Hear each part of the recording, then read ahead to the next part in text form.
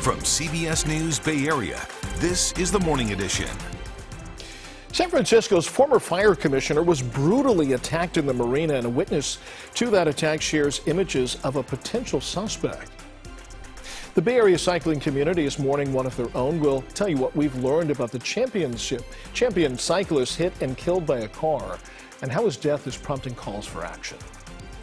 And federal judges in different states making conflicting rulings about the legality of an abortion pill, one that's been commonly available for years. How the Biden administration is responding this morning. Well, good morning. It is Saturday, April 8th. Thank you so much for joining us. I'm Devin Feely. Let's start with a quick check of our weather with First Alert meteorologist Paul Hagan.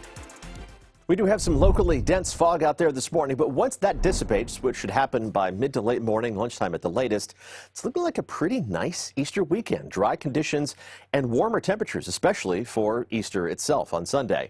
Cooler, breezy conditions are going to kick in next week, but let's enjoy the warm weather while it lasts. Let's check out today's hour-by-hour temperatures. Starting off mostly in the 40s. By lunchtime, we're going to be up into the 50s with temperatures inland reaching up into the mid to upper 60s this afternoon. San Francisco's Marina District is generally known for its food, its nightlife, and its waterfront, but now neighbors are frankly scared after the city's former fire commissioner was brutally attacked. Don Carmignani is in the hospital. He's got 51 stitches, a fractured skull, and a broken jaw. Now, neighbors say that he was attacked by a group of homeless people. One of those neighbors had this disturbing cell phone video. They say this is the suspect holding a metal pipe used in the attack. Now, some residents say this all points to a much larger problem, not only in this neighborhood, but the entire city. He grew up in this neighborhood. His mom and his dad and he live in this neighborhood. We care about our city, but at a certain point as citizens, there's little we can do to protect ourselves. It's like rearranging deck furniture on the Titanic here in San Francisco, where the resources are not being allocated for mental health. Betty, you talked with a neighbor who saw part of that attack and says he has seen the homeless people before and he believes that they are involved. A witness shared this cell phone video of a man they identified as the suspect who brutally attacked the victim with a large metal pipe. The victim is 53-year-old Don Carmignani, a lifelong San Francisco resident, a former fire commissioner, businessman, and father of two. The family said he suffered a fractured skull, a broken jaw, and cuts on his head and face. His injuries required 51 stitches. I saw a guy with clearly was hitting his head. He was bleeding from his head, and a crazy guy with a crowbar, and it was pretty disturbing. The attack happened in front of Spencer Lehrman's doorway near Magnolia and Laguna Streets Wednesday around 7:20 p.m. He called 911. Those close to the victim said it started with a few homeless people sleeping in front of Don's parents' home and blocking their front door. When Don asked them to move, at least one person attacked him. It was very hard to tell how bad the wound was, just because there was so much blood. It was pretty gross. I moved in here recently. There's a surprising amount of homeless activity. Police arrested one suspect, 24-year-old Garrett Doty. If our politicians don't put this guy away, it's like they're declaring war on the citizens of San Francisco. At what point do we fight back? Really, at what point do we fight back? I mean, Donnie could die. Many neighbors are upset police didn't detain other homeless people who were with the suspect. San Francisco's Supervisor Asha Safaiz said on our program that Don's mother tried to get help from the city. His mother had called the police a few times that day. They didn't show up because there's such shortage of officers in the city. They weren't able to prioritize that call. Then he shows up to the scene, tries to take matters into his own hands, and ends up in the hospital. Marina residents tell us they're very familiar with the people camping outside the home, including the suspect. I've seen that homeless dude around before. He seemed totally crazy. Now, Don's father said his son has a long recovery ahead of him. He plans to sell his house and move out of the city. There's a bicycle in San Francisco's Presidio that's decorated with candles and flowers and messages of condolence. It's all meant to remember the life of a world champion cyclist. Ethan Boyes was a reigning Masters track champion. He was hit and killed by a car on Tuesday. Now, that crash happened on Arguello Boulevard, that's south of Washington Street in an area on federal land. Andrea Nakano spoke to mourners at a vigil for Ethan. The memorial is set up on Arguello Boulevard where the accident happened. So many people have been stopping by on their bikes to remember the 44-year-old. They say Ethan Boyes had an impact on so many people's lives. Tears were flowing as those close to Ethan Boyes gathered for a memorial at the site of Tuesday's fatal accident. Shock, complete shock because, yeah, I mean, He's invincible. He's Ethan. Claire Sale was one of roughly 300 people that showed up to share their memories of their dear friend. He was just had a wonderful sense of humor. And the last time we rode together, he truly made me laugh so hard I almost fell off my bike. And I will treasure that forever. Ethan Boyes was a world champion cyclist, but to those here at the vigil, he was just a riding partner that always had a spare tube to fix a flat or a shoulder to lean on when they needed a friend. Ethan truly was incredibly humble. He was obviously extremely accomplished, but he was also really laid back and down to earth in a way that is super rare. Ethan Boyes' death comes as cyclists say it's becoming more and more dangerous on the streets. I don't know what we're going to have to do out here. Like, people are literally dying in the streets. Grady and some fellow cyclists have little hope Boyes' death will have any impact to change safety on the streets.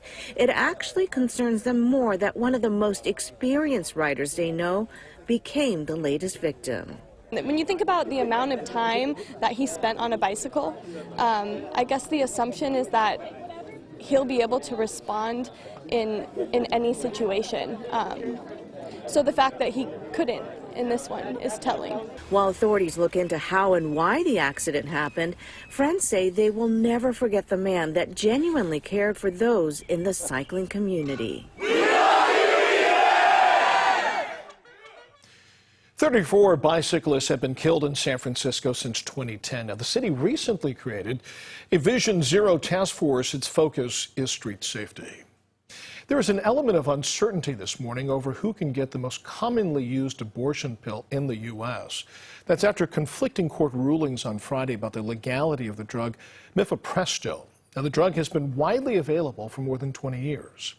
A federal judge in Texas suspended FDA approval of the drug, but paused his ruling for 7 days so that the federal government can appeal. Now, less than 2 hours later, a different federal judge in Washington state ruled that the FDA must keep medication abortion drugs available in more than a dozen states.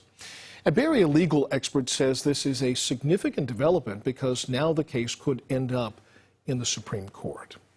The Supreme Court could decide that the drug can't cross state lines because of the Comstock laws, or the Supreme Court could decide that this drug should not be sold because the process by which it came to the market was inappropriate under the laws governing the Food and Drug Administration, or both, or neither. Well, last night, the U.S. Justice Department filed a notice of appeal. It says the Texas ruling, quote, overturns the FDA's expert judgment rendered over 2 decades ago that the drug is safe and effective. The department will continue to defend the FDA's decision. The San Jose Police Officers Association has officially fired top executive Joanne Segovia. Now, last week, she was arrested and accused of distributing fentanyl across the country for nearly a decade. Segovia was the executive director of the Officers Association, where she worked as a civilian employee for more than 20 years. Now, according to a federal complaint, she used her personal and office computers to order drugs overseas. She's then accused of shipping them to her home and then across the country using the POA's UPS account. Segovia is due back in court on April 28th.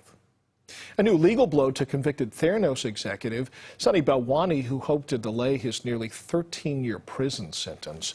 A federal appeals court rejected his bid to remain free until his appeal is decided. Balwani is contesting his conviction for misleading investors on blood testing technology with his former boss and girlfriend, Elizabeth Holmes.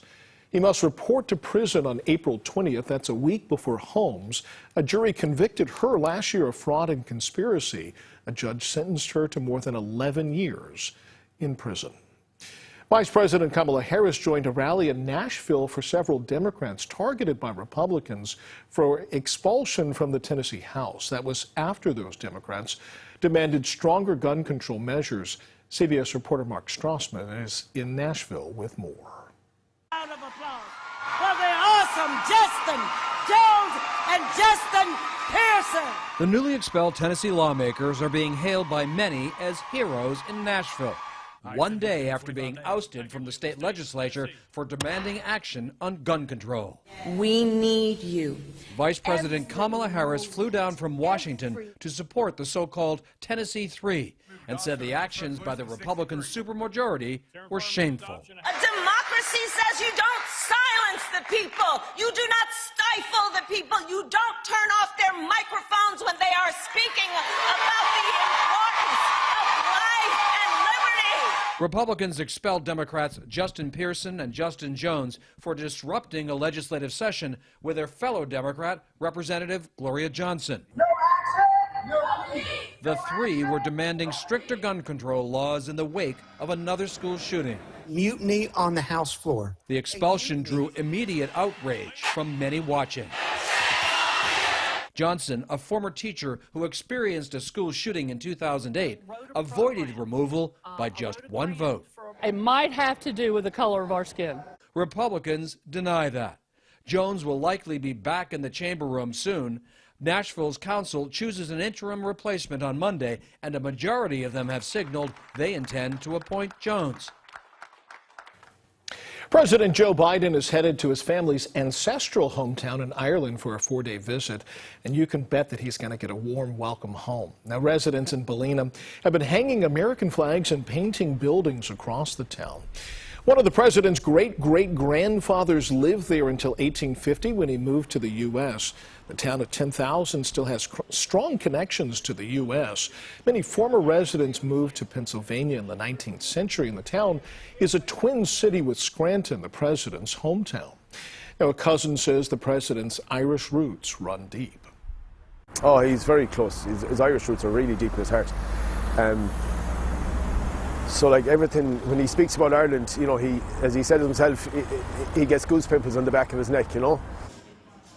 The White House says the president will use the trip to highlight how his family's history is part of the larger shared history between the U.S. and Ireland. His visit will also highlight the role of Irish Americans in U.S. politics.